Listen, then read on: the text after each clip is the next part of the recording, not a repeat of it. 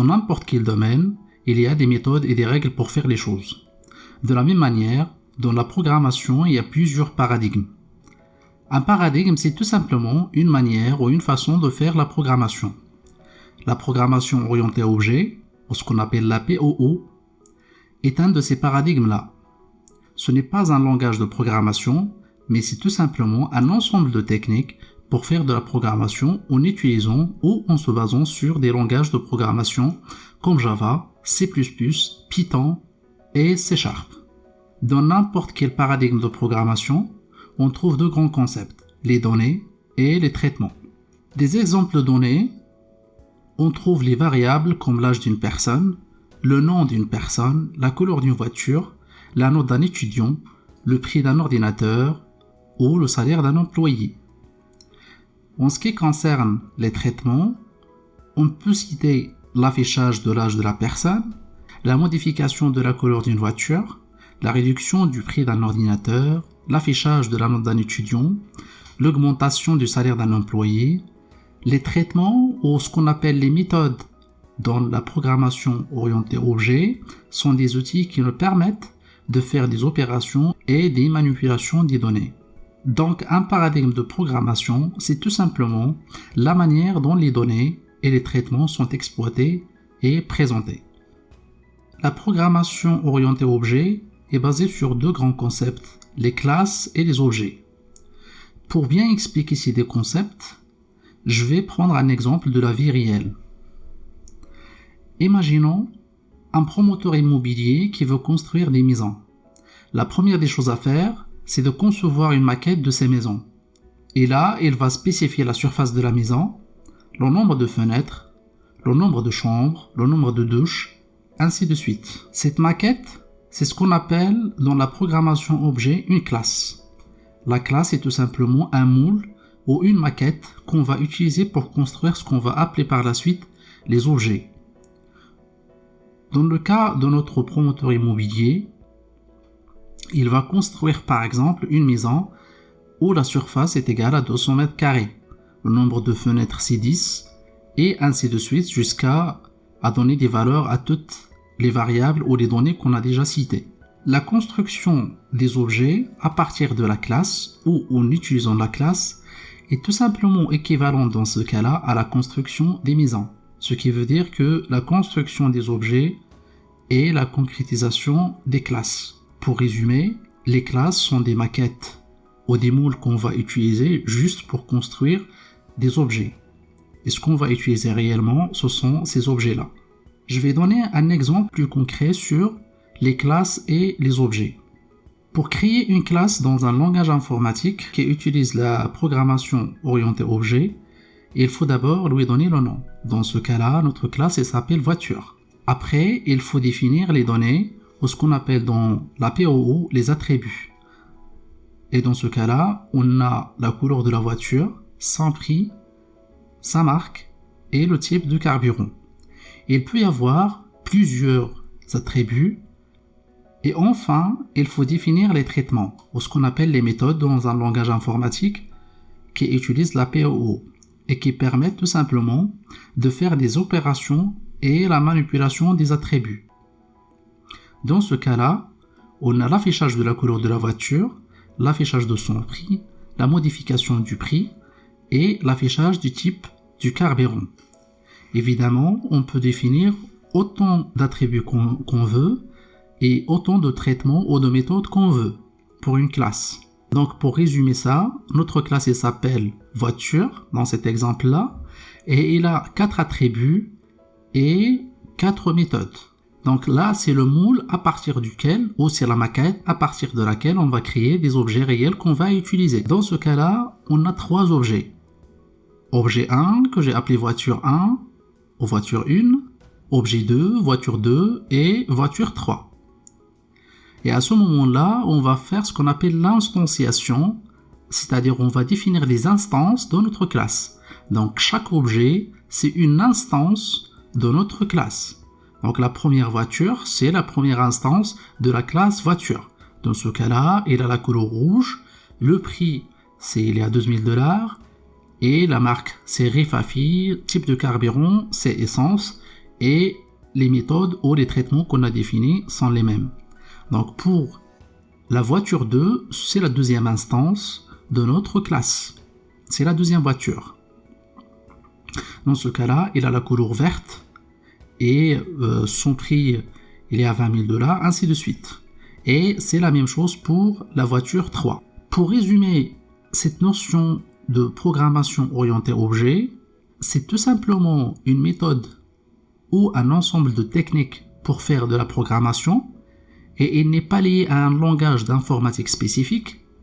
On peut utiliser plusieurs langages informatiques qui permettent d'utiliser les notions de la programmation orientée objet, comme Java, C++, C# et Python. Ce paradigme de programmation orientée objet est basé essentiellement sur ce qu'on appelle les classes et les objets.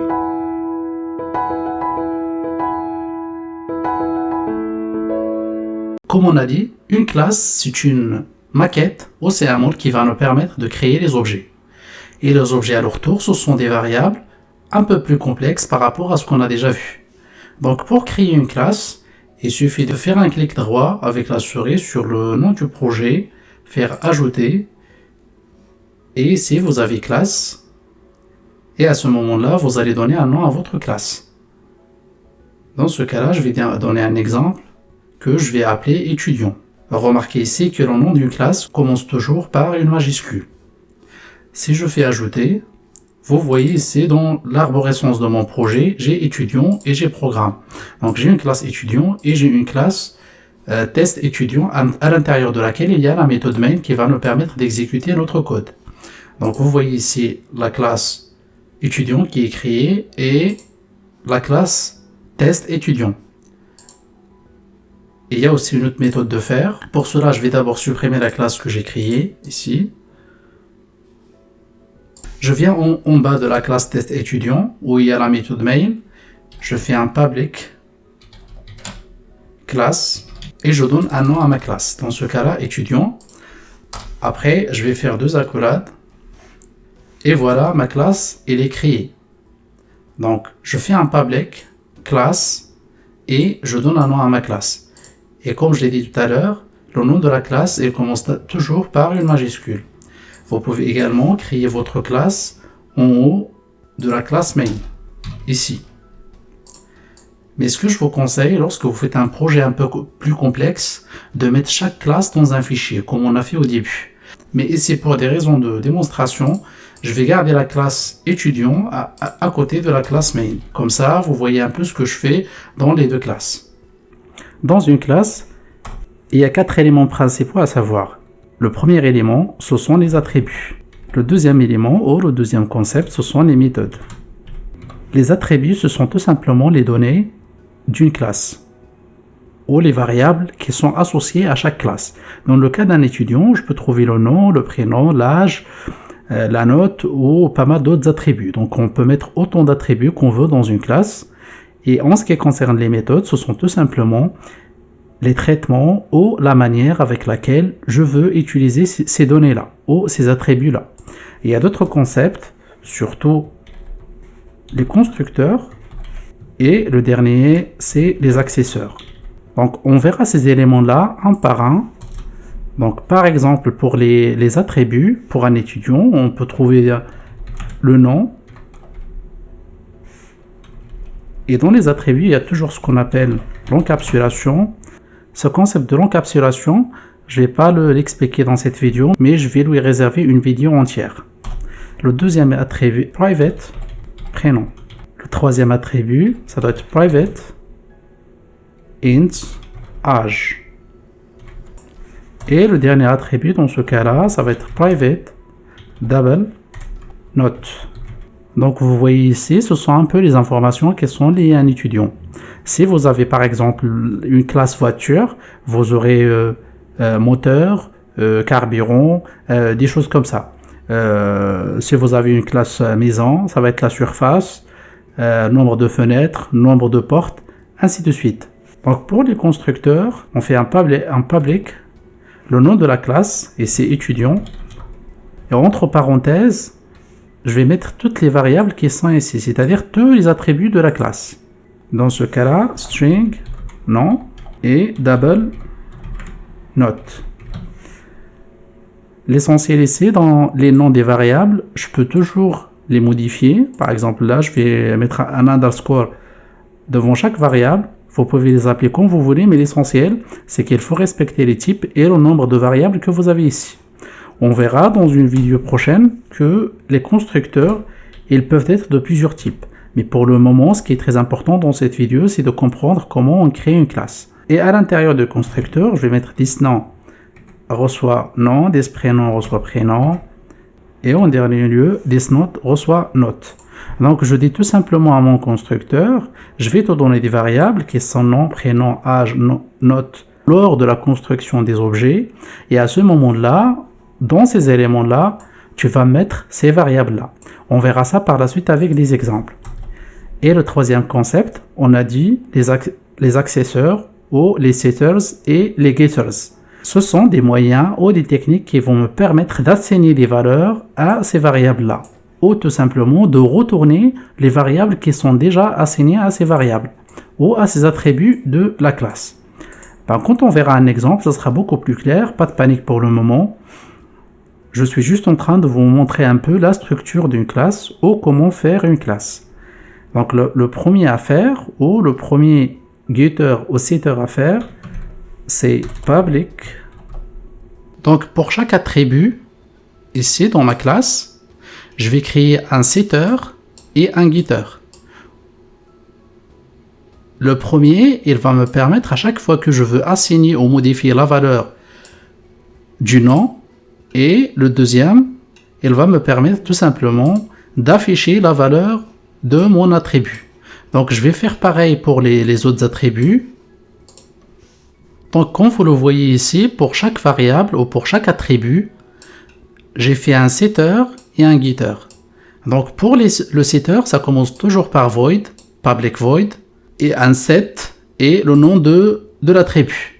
Après, je déclare une variable et si je l'ai appelé nom avec un underscore, vous pouvez l'appeler comme vous voulez avec le type de l'attribut. Ici, nom, c'est un attribut qui est de type string.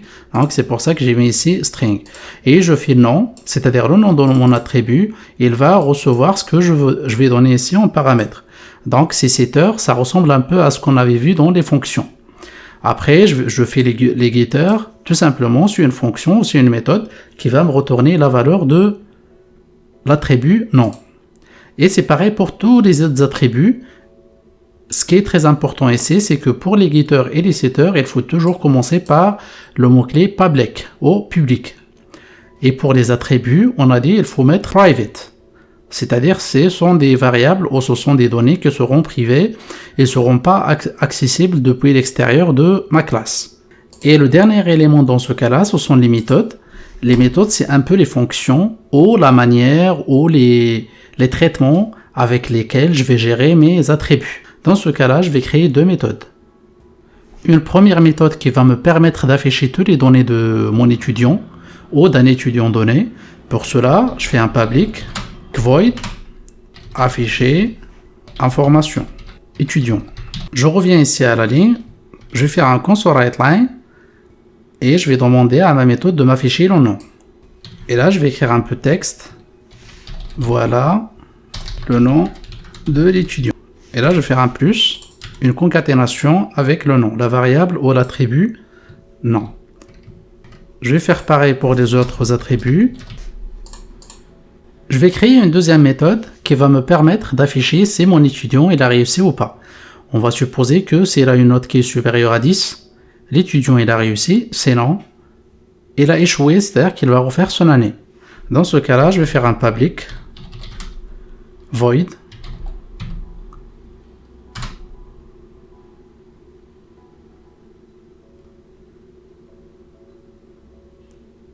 et je vais donner un nom à ma méthode. Dans ce cas-là, réussir. Vous pouvez l'appeler comme vous voulez. Et à l'intérieur, je vais faire mon traitement. Donc le premier traitement, c'est de faire une condition if not. Dans ce cas-là, pas nom mais note.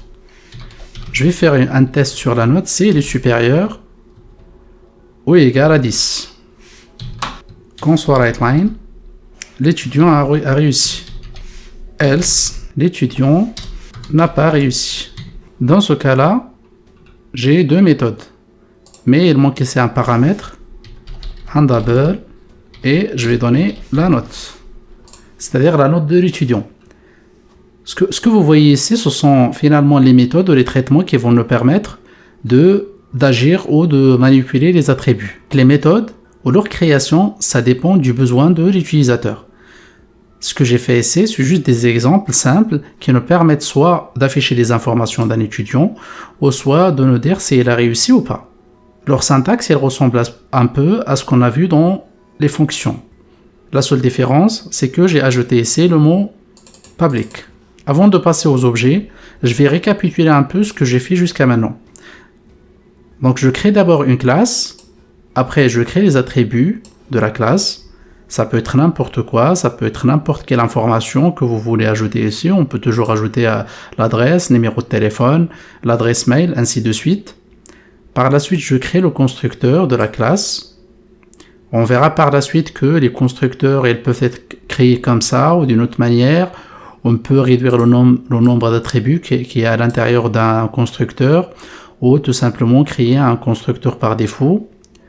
Et la deuxième des choses, ou la troisième des choses, c'est ce qu'on appelle les accesseurs ou les setters et les getters. Donc pour chaque attribut, je crée un setter et un getter. Donc faites attention ici, la différence entre les attributs et les accesseurs, c'est tout simplement ce qu'on a appelé l'encapsulation. Ici on a private, mais ici on a le mot clé publique. Et c'est un concept que je vais expliquer dans une vidéo plus tard. Et par la suite, on avait parlé des méthodes. Ce sont des outils tout simplement qui nous permettent de faire des traitements ou des manipulations sur les attributs. Donc maintenant, j'ai créé la classe, j'ai toutes les informations ici sur ma classe, mais si j'exécute, j'aurai un écran noir où il ne s'affichera rien. Pourquoi? Parce que tout simplement, jusqu'à maintenant, on a fait ce qu'on appelle un moule ou une maquette. C'est-à-dire, on n'a pas créé d'objet. On a juste fait une moule. C'est comme le cas des fonctions. Quand on avait créé une fonction, tant qu'on ne l'a pas encore appelée, il ne se passera rien, même si on exécute le programme. Donc, c'est la même chose ici. Vous ne voyez rien sur la console. Pour exploiter cette classe, il va falloir créer ce qu'on appelle un objet. Pour cela, je vais dans la classe main et je vais créer un premier objet étudiant.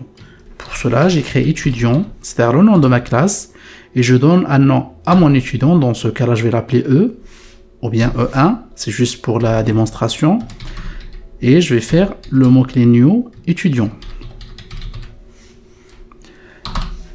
avec un point virgule. Là, vous voyez ici que ça m'affiche normalement un truc qui est souligné en rouge, ce qui veut dire qu'il y a une erreur. Pourquoi? Parce que ici, j'ai créé un constructeur pour ma classe, donc il va falloir remplir toutes ces informations qui sont ici, c'est-à-dire un nom, un prénom, l'âge et la note à l'intérieur de étudiant. C'est pour ça que ça sert le constructeur. Si je fais pour le nom Isabelle, et pour le prénom avec une virgule ici, pour le prénom, on la croix, hein, juste pour la démonstration. Pour l'âge, on va faire 20 ans. Et pour la note, on va mettre 17. Virgule un truc, virgule 12. Donc là, je vais mettre un point. Et là, il m'affiche toujours qu'il y a une erreur parce que je me suis trompé ici. Étudiant. Donc là, E1, c'est le premier objet de notre classe. Ce qui est équivalent un peu à une variable complexe, c'est-à-dire une variable qui est composée d'un nom, d'un prénom, d'un âge et d'une note. Donc pour afficher par exemple les informations de mon étudiant, qu'est-ce que je fais? Je donne le nom de mon objet et ici vous voyez qu'il m'affiche toutes les variables que je peux appliquer à mon objet. Comme dans ma classe j'ai une méthode qui s'appelle afficher information étudiant, je vais appliquer cette méthode et si j'exécute maintenant, j'aurai toutes les informations qui vont apparaître. Ou tout simplement, j'aurai tout ce qui a été défini dans la méthode afficher information étudiant. Donc vous voyez ici sur la console, voilà le nom de l'étudiant, Isabelle, voilà le prénom de l'étudiant, la croix, voilà l'âge de l'étudiant, 20, voilà la note de l'étudiant, 17,12. Donc désolé ici pour ces petites fautes d'orthographe, mais c'est juste pour des raisons de démonstration. Mais quand vous faites un programme ou vous travaillez sur un projet correct, essayez d'écrire les choses correctement. Également, je vais appeler à mon objet ou à mon étudiant la méthode réussir, c'est-à-dire je souhaiterais savoir si il a réussi ou pas. Donc pour cela, je vais appliquer la méthode réussir et il prend en paramètre la note. Dans ce cas-là, c'est 17,12 avec un point virgule ici. J'exécute mon programme et normalement, il doit m'afficher l'étudiant a réussi. Je peux également créer un deuxième étudiant que je vais appeler étudiant E2 égale new étudiant. Je vais faire ici JSON. Son âge, ça va être 21 ans et sa moyenne, on va dire c'est 9,23. Donc là, j'ai deux étudiants. Le premier, c'est Isabelle au E1 et le deuxième, c'est E2. Imaginons que maintenant, je vais appliquer mes méthodes à cet étudiant-là. Donc, j'exécute mon programme. Maintenant, j'aurai les informations du deuxième étudiant. Voilà le nom de l'étudiant, voilà son âge, ainsi de suite. Et la méthode réussir me permet de dire si elle a réussi ou pas. Mais dans ce cas-là, il m'a donné, il est réussi parce que tout simplement, j'ai pas modifié la note ici. J'ai pas donné la bonne note. Dans ce cas-là, la note c'est 9,23. J'exécute mon programme. J'ai essayé, l'étudiant n'a pas réussi. Également, je vais appliquer les getters et les setters à mes étudiants. Imaginons que je me suis trompé dans la note de JSON. Donc, je vais lui donner maintenant une note de 10 ou de 12. Ce que je vais faire, c'est que je vais faire E2.setNote. Et là, je vais lui affecter une note de 12,32 avec un point virgule à la fin. Donc maintenant que j'ai modifié la note de l'étudiant, je vais encore afficher ces informations pour voir si vraiment elle a été modifiée ou pas. J'exécute mon programme. Dans ce cas-là, j'aurai normalement la note qui est égale à 12,32. Les autres informations, je ne les ai pas modifiées, mais j'ai modifié que la note parce que j'ai utilisé la fonction ou le setter setNote. Également, vous pouvez utiliser les getNote. Si je fais ici un console.writeLine, donc je fais un E2, c'est-à-dire l'étudiant E2, que j'ai appelé E2, getNote, c'est-à-dire affiche-moi la note de mon étudiant, parce qu'on a dit les getters, ce sont les accesseurs qui nous permettent de récupérer les données liées à un objet. Donc ici, l'objet c'est E2, je vais lui appliquer getNote, c'est-à-dire affiche-moi la note. Si j'efface ça, il m'affiche ici 12,32 parce que j'ai utilisé getNote. Vous verrez que les getters et les setters sont très importants dans la manipulation des attributs.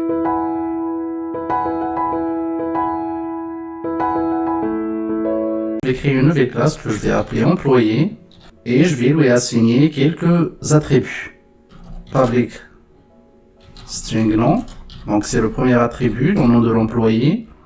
Public string prénom et public label salaire. Donc on a une classe avec trois attributs. Pour créer le constructeur d'une classe, on utilise le mot public ou public en anglais et on utilise le nom de la classe. Dans ce cas-là, employé. On ouvre les parenthèses et en bas, on va ouvrir les accolades.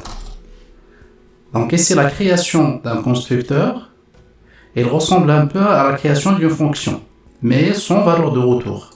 Parce que dans les fonctions, on écrivait ici soit void, si la fonction ne retourne rien, ou soit le type de la valeur de retour. Si c'est un entier, on va écrire ici int. Si c'est un double, on va écrire ici double. Mais pour les constructeurs, on ne va rien écrire, ce sont une sorte de fonction, mais sans valeur de retour. Et après, on va assigner à nos attributs des valeurs par défaut. Donc un constructeur, c'est tout simplement un outil ou une technique qui va nous permettre d'assigner à nos attributs des valeurs par défaut quand on va créer nos objets. Ici par exemple, on va mettre R3 comme nom. Pour le prénom, on va mettre Isabelle. Et pour le salaire, disons 3000,45. Donc quand on va créer notre classe, ces valeurs-là, elles seront assignées à nos attributs. Donc, pour cela, je vais faire un premier test en écrivant employé. Je vais l'appeler employé. Je vais essayer d'ajouter une méthode dans ma classe qui va me permettre d'afficher tout simplement les informations de mon employé. Je vais faire ici un public void, afficher information employé. Donc là, j'ai fait une méthode qui va me permettre d'afficher toutes les informations de mon employé avec un console.writeLine nom, console.writeLine prénom et console.writeLine salaire. Je vais tout simplement appliquer ma méthode à mon objet que je viens de créer. Donc si j'exécute mon programme, j'aurai toutes les informations dans mon employé qui seront affichées. Donc là, vous voyez toutes les informations avec lesquelles j'ai initialisé mon constructeur qui sont affichées ici dans la console. Également, vous voyez ici que j'ai fait exprès de mettre ici public devant les attributs. Et pourtant, la dernière fois, on avait dit qu'il fallait les mettre en privé. Je voulais juste vous montrer une chose importante. Quand vous faites essai employé, vous voyez que vous pouvez accéder aux valeurs des attributs. Pour cela, si je fais ici employé salaire, et je vais faire un console.writeLine, et à l'intérieur, je vais mettre ça, vous verrez que je vais afficher normalement le salaire. Voilà, ici on a salaire dans la console qui est affichée. Et bien sûr, il faut toujours mettre ici private devant les attributs.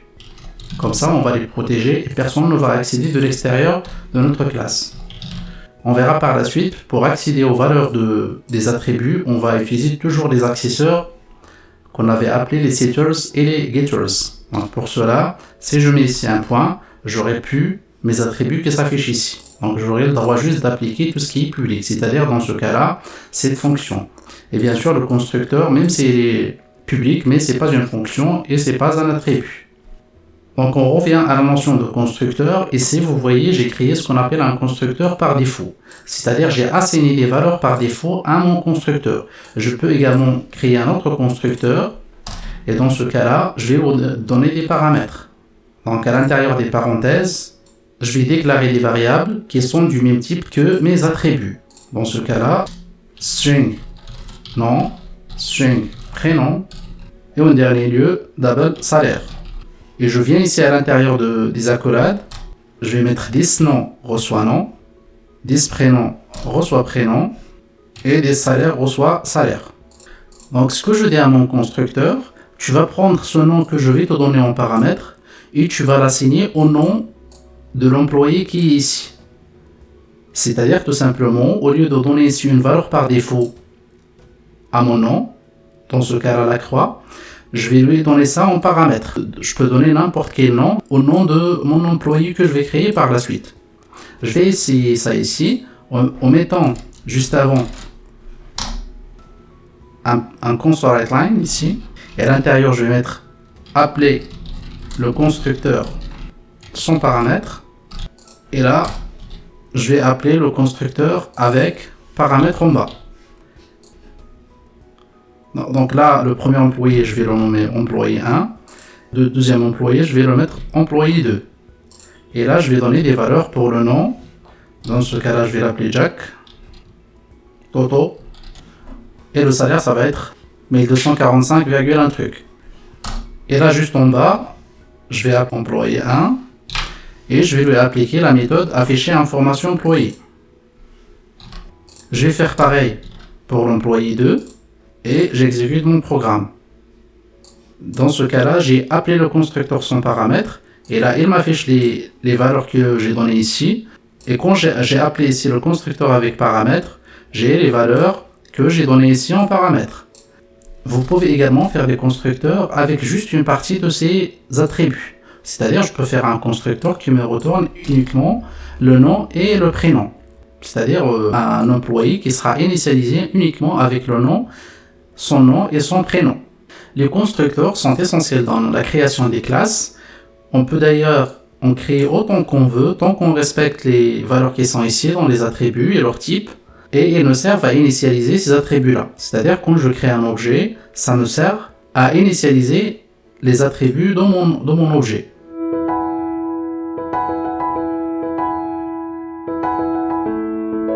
Je vais utiliser une classe que j'ai appelée compte bancaire. Et il a 3 attributs, nom titulaire, prénom titulaire et solde. Et tous ces attributs, ils sont en mode privé. C'est-à-dire, il va falloir des méthodes ou des getters et des setters pour accéder à ces attributs. Et j'ai également créé un constructeur avec paramètres pour ma classe et qui va me permettre d'assigner des valeurs par défaut à mes attributs au début. Pour cela, j'ai créé ici un nouvel objet de ma classe que j'ai appelé compte, auquel j'ai appliqué le constructeur. C'est-à-dire, la première fois que je vais initialiser un objet, il aura ces valeurs-là. On peut également par la suite modifier ces valeurs avec les getters et les setters, parce que j'ai les attributs qui sont privés, mais c'est pas l'objectif de cette vidéo. Ce qu'on veut faire, c'est de créer des méthodes qui nous permettent de faire des opérations ou des traitements sur les attributs. Pour cela, je vais créer une première méthode qui va me permettre d'afficher toutes les informations du compte. Une deuxième méthode qui va me permettre de déposer de l'argent sur le compte. Et la troisième méthode, ça va être le retrait de l'argent à partir de ce compte-là. Donc pour créer une méthode, je regarde d'abord est-ce qu'elle a un type de retour. Dans ce cas-là, l'affichage, il n'a aucun type de retour. Donc tout simplement, je vais faire un public. Et il faut aussi préciser que les méthodes commencent toujours par le mot public. C'est-à-dire il faut les rendre publics, sinon on ne pourra pas accéder à ces méthodes à partir d'une autre classe. C'est-à-dire à partir de la méthode main que j'ai ici. Donc je vais commencer par public, void, et je vais donner un nom à ma méthode. Dans ce cas, afficher information compte. Vous voyez ici, quand on donne le nom d'une méthode, c'est exactement la même chose que le nom des attributs. C'est-à-dire j'utilise la notation camel case qu'on a déjà vu. Je mets ici les parenthèses et je vois les accolades. Et à l'intérieur des accolades, je vais faire les traitements que je souhaiterais que la méthode fasse. Vous verrez également que dans certains cas, il y aura des méthodes que vous allez créer et qui auront des types de retour. Et à ce moment-là, il faut donner ici le type de retour. Si la méthode va retourner un type int ou entier, il suffit tout simplement de mettre ici int. Mais s'il va retourner un type double ou un type booléen, il suffit de le préciser ici. Mais dans ce cas-là, la méthode elle va uniquement afficher les informations du compte. Pour cela, il suffit de mettre ici void. Puisqu'il s'agit d'un affichage, donc je vais utiliser console_writeLine. Je vais mettre ici nom titulaire, prénom titulaire et en fin de compte solde. Vous voyez ici que j'ai spécifié toutes les informations que la méthode va m'afficher. Je vais créer la deuxième méthode. Je vais l'appeler ici déposer. Donc public void déposer. Dans ce cas-là, ma méthode elle va prendre le nouveau solde. C'est-à-dire, je veux par exemple ajouter une somme d'argent à mon compte. Dans ce cas-là, la méthode elle va prendre cette somme en paramètre. Donc ça doit être une double et on va l'appeler somme. Et entre les accolades, je vais spécifier ce que va faire la méthode.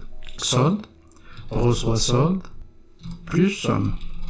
Cette méthode, elle va prendre le solde, c'est-à-dire l'attribut qui est ici, et il va lui ajouter tout simplement la somme, et il va le stocker dans le solde. C'est-à-dire si j'affiche le solde encore une fois, j'aurai le solde plus la somme que je viens d'ajouter. Et pour l'autre méthode, je vais l'appeler retrait. Je vais la mettre ici en bas.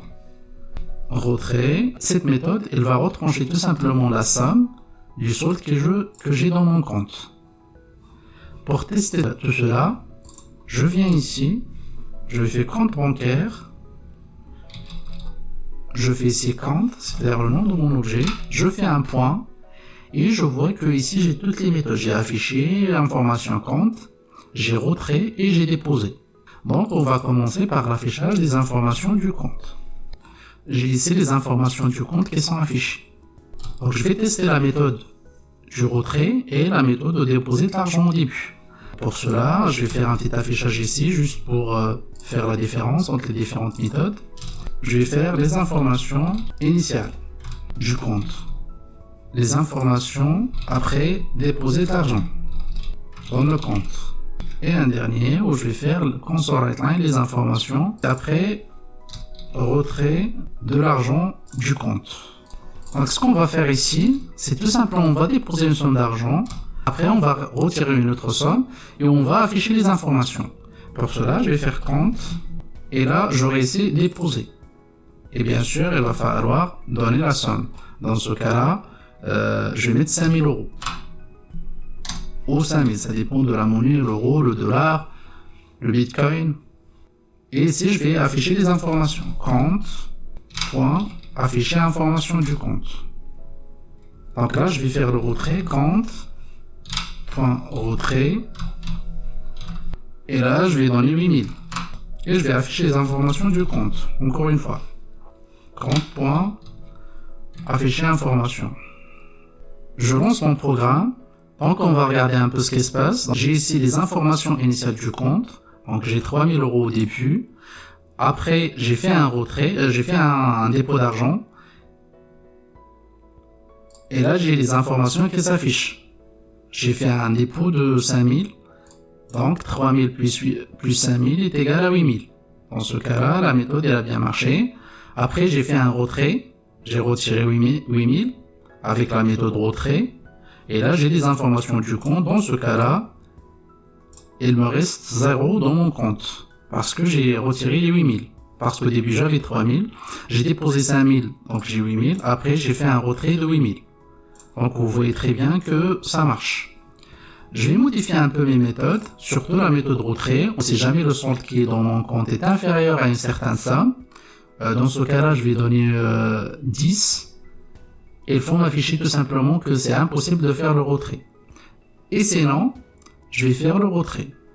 Dans ce cas-là, je vais faire une condition en disant if solde inférieur à 10, console writeLine, votre solde est inférieur à 10. Et je vais faire ici un else, faire le retrait. Donc la méthode maintenant, si jamais le solde est inférieur à 10, il va m'afficher ça. Et sinon, il va faire tout simplement le retrait. Donc c'est un peu ce que vous voyez sur les guichets ou sur les ATM. Une fois que vous voulez faire le retrait, si jamais vous êtes inférieur à un certain somme, ça dépend des comptes bancaires, ça dépend des banques, il vous affiche un message en vous disant attention, vous n'avez pas assez d'argent sur votre compte ou vous avez dépassé une limite. Donc tout simplement derrière, qu'est-ce qui se passe? C'est qu'il y a un programme informatique comme ça qui fait ce genre de choses. Donc si j'essaie ici d'appliquer la méthode, donc, je fais ici un autre affichage en disant les informations avec la nouvelle méthode retrait. Avec ce genre d'affichage, je le fais juste pour des raisons de démonstration. Et là, je vais faire 40. Donc là, ce qui va se passer, c'est que j'ai 3000 euros. Après, je vais juste afficher les informations. Par la suite, je vais faire un dépôt de 5000. J'aurai donc 8000 dans mon compte. Après, je vais faire un retrait de 8000. Donc, j'aurai 0. Et à ce moment-là, je vais appliquer la nouvelle méthode que j'ai définie tout à l'heure. C'est-à-dire, la méthode doit m'afficher normalement que j'ai assez d'argent ou je ne peux pas faire de retrait sur mon compte. J'exécute le programme. Et là, au début, j'affiche les informations. Après, je fais un dépôt de 5000, donc j'aurai 8000. Après, je fais un retrait de 8000, donc j'aurai 0. Et là, j'applique encore la méthode retrait et la méthode, elle m'affiche votre solde est inférieur à 10. C'est-à-dire, je ne peux pas faire de retrait. Elle n'a pas exécuté le retrait dans ce cas-là.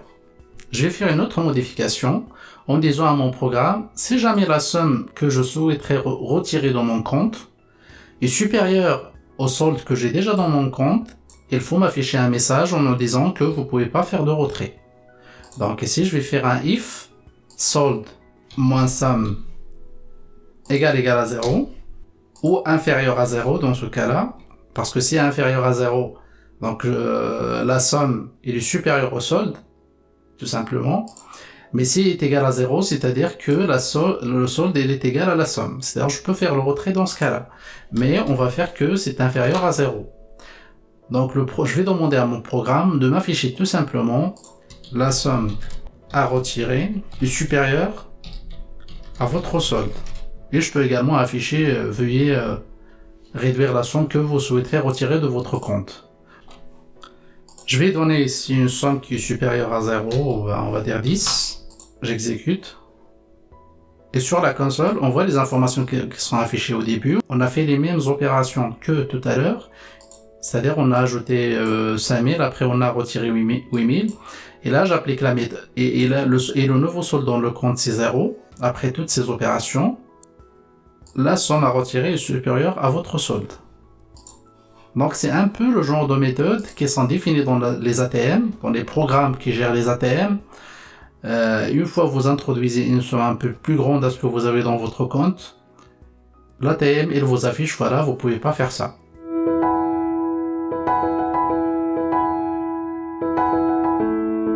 Je vais d'abord créer une nouvelle classe que je vais appeler compte bancaire. Pour cela, je viens ici, je clique sur ajouter et je vais faire classe.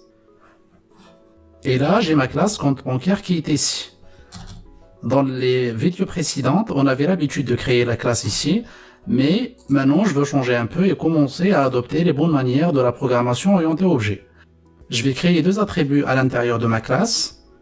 Un compte bancaire et là un titulaire, donc private string titulaire, double solde.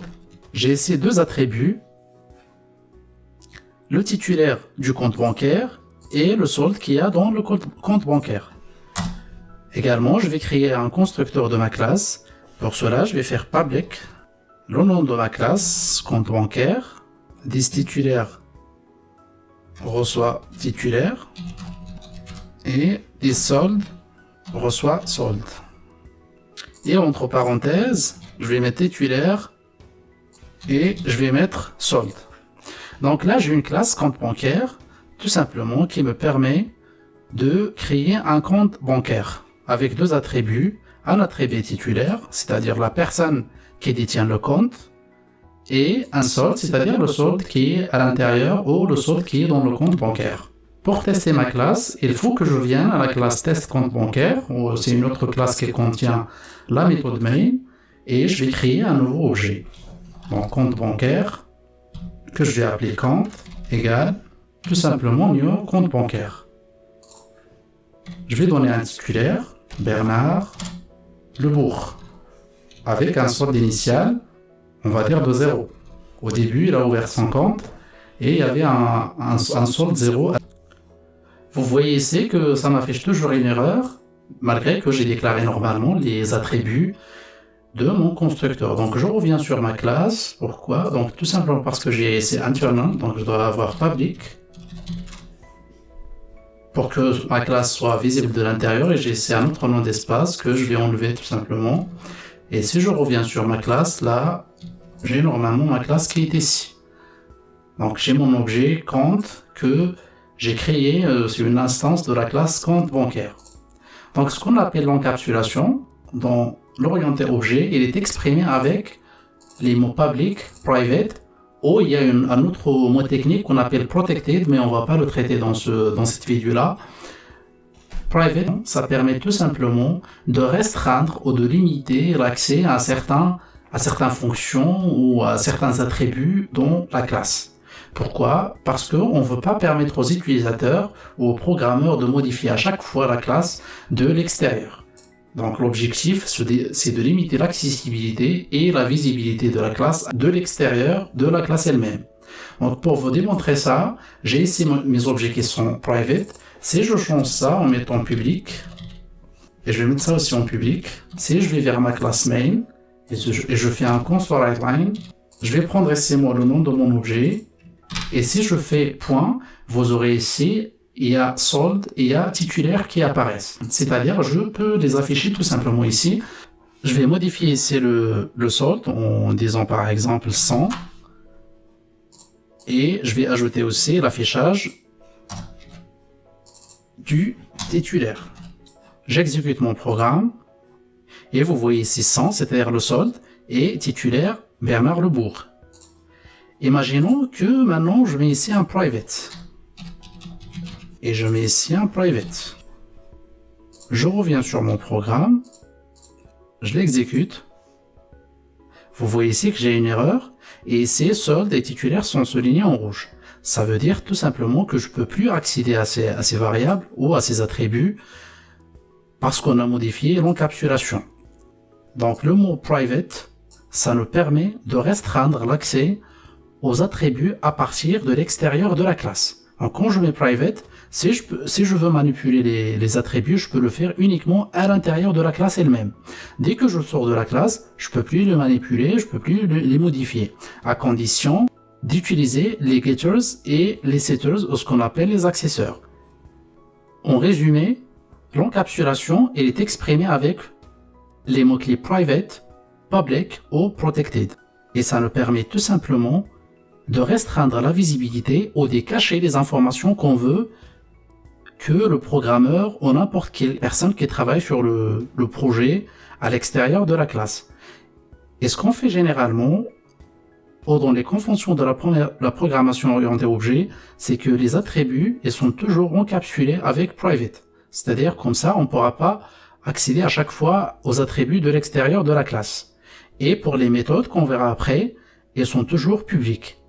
Donc, quand vous programmez en orienté objet, vos attributs, vous le mettez tout le temps en privé, et il y a des cas rares où on met les attributs en public, mais c'est vraiment des cas très très très rares.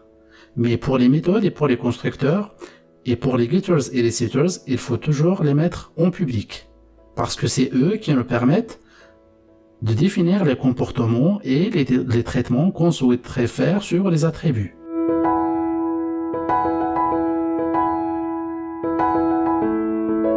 Les accesseurs, ou ce qu'on appelle les getters et les setters d'une classe. Pour cela, j'ai créé une nouvelle classe que j'ai appelée compte bancaire et qui a 3 attributs. Le premier, c'est le nom du titulaire du compte bancaire. Le deuxième, c'est son prénom. Et le troisième, c'est le solde. J'ai créé aussi le constructeur de la classe qui reçoit 3 paramètres, le nom, le prénom et le solde, et qui va nous permettre d'initialiser notre classe ou nos objets une fois on va les créer. Et j'ai créé aussi une méthode qui va me permettre d'afficher les différents éléments ou les différentes informations ou les attributs de ma classe ou de mes objets. Le rôle des accesseurs, c'est tout simplement de modifier ou d'afficher la valeur d'un attribut. Si je me rends sur ma fonction main, ici j'ai déjà un objet que j'ai créé à partir de ma classe que j'ai appelé count. Si je reviens ici à la ligne, je fais count, point. Là, vous voyez que j'ai uniquement la fonction ou la méthode afficher information compte qui est ici. Les attributs, je ne peux pas voir leur valeur ni la modifier parce que j'ai pas tout simplement les accesseurs. Pour cela, je vais revenir vers ma classe compte bancaire et je vais créer les accesseurs. Pour créer les accesseurs, ou ce qu'on appelle les getters et les setters, donc je vais faire public.